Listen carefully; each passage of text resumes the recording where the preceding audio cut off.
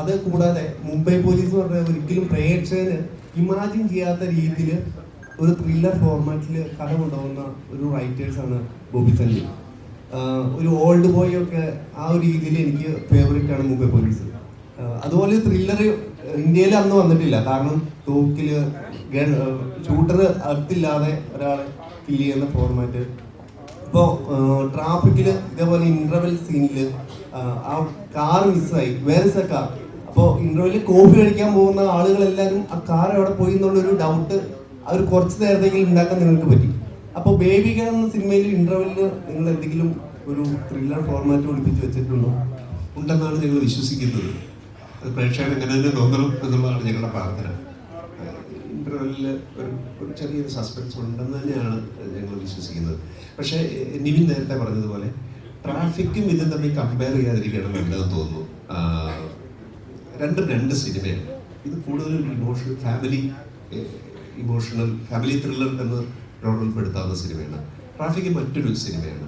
പക്ഷേ അഗൈൻ ചോദ്യത്തിന് ഉത്തരം ചെറിയൊരു സസ്പെൻസ് ഉണ്ടെന്ന് തന്നെ ഞങ്ങൾ വിശ്വസിക്കുന്നു.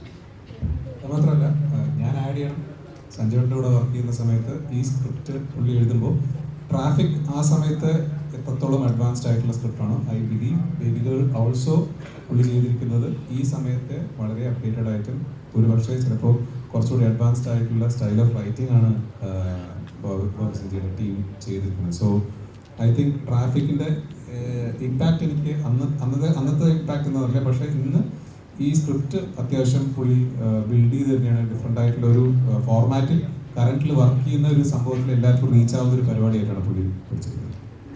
ചേട്ടാ, ഇപ്പോൾ ഗരുഡൻ സിനിമ എടുത്ത് നോക്കുകയാണെങ്കിൽ തന്നെ അത് മേക്ക് ചെയ്ത രീതി ഡിഫറെൻ്റ് ആണ്. അതായത് ഇപ്പം പ്രേക്ഷകന് അടുത്ത സെക്കൻഡിൽ ഇപ്പം വില്ലൻ ആരാന്നറിയാം, നായകൻ ആരാന്നറിയാം, ഇത് ഇങ്ങനെ ബ്രേക്ക് ചെയ്യണോ എന്നുള്ള ഒരു ടെൻഷൻ ഉണ്ടല്ലോ. അപ്പോൾ അത് പ്രേക്ഷകനും അത് ബിൽഡ് ചെയ്യുന്നുണ്ട്. പക്ഷേ ഈ സിനിമ എടുത്ത് നോക്കുമ്പോൾ കുറച്ചുകൂടെ റിയൽ ആണ്. അപ്പോൾ കുറച്ചുകൂടെ പബ്ലിക് പ്ലേസ് ആണ്, ഒരു എൻറ്റയർലി ഡിഫറെൻ്റ് ആണ് സെറ്റ്. അപ്പം ഇങ്ങനൊരു സബ്ജക്റ്റ് ചെയ്യുമ്പോൾ ഉണ്ടാകുന്നൊരു ടെൻഷൻ ഉണ്ടല്ലോ, അല്ലെങ്കിൽ ഈ സബ്ജക്റ്റ് എത്രത്തോളം ആളുകൾക്ക് കണക്റ്റഡ് ആവും, ഇത് എത്രത്തോളം വർക്ക് ആവും എന്നൊരു സാധനം ഉണ്ടോ. നമ്മളിപ്പോൾ ഓൾറെഡി ഒരു സേഫ് സോണിൽ നിൽക്കുമ്പോൾ അത് ബ്രേക്ക് ചെയ്യാന്ന് പറഞ്ഞാൽ ചെറിയൊരു കാര്യമല്ല.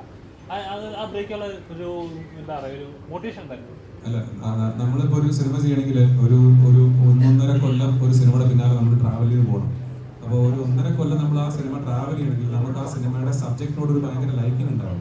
നമ്മൾ ഒരുപാട് സെറ്റ് ബാക്സ് ഫേസ് ചെയ്തിട്ടാണ് ഒരു ഡയറക്ടർ എന്ന രീതിയിൽ.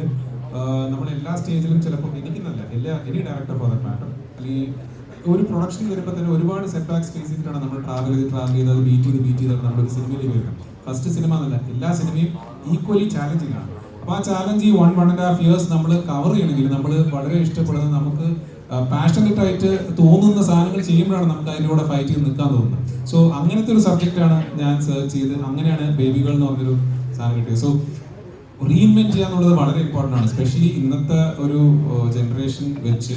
നമ്മൾ I think every 3 or 4 months trends മാറിക്കൊണ്ടിരിക്കുകയാണ്. പുതിയ സിനിമ വരുമ്പോൾ പുതിയ പരിപാടികൾ വന്നുകൊണ്ടിരിക്കുകയാണ്. സോ നമ്മൾ വളരെ അലേർട്ടായിട്ട് ആ ട്രെൻഡ്സിനോട് കീപ്പ് ചെയ്യാൻ കൂടി ശ്രമിക്കണം.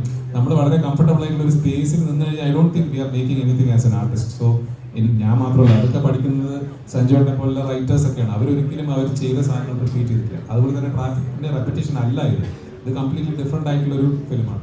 സോ നമ്മൾ ആസ് എൻ ആർട്ടിസ്റ്റ് നമ്മളിപ്പോൾ സ്ട്രഗിൾ ചെയ്ത് ഇവിടെ എത്തുകയാണെങ്കിൽ നമ്മൾ അടുത്ത സാധനം നമ്മളെ ഗ്രോ ചെയ്യാനുള്ള ഒരു സാധനം കൂടി ചെയ്യണമെന്ന് ഞാൻ ബിലീവ് ചെയ്യുന്നു. സോ ബേബി ഗേൾ അതിനുള്ള ഒരു പോസിബിലിറ്റി ഉണ്ടായിരുന്നു, അതുകൊണ്ടാണ്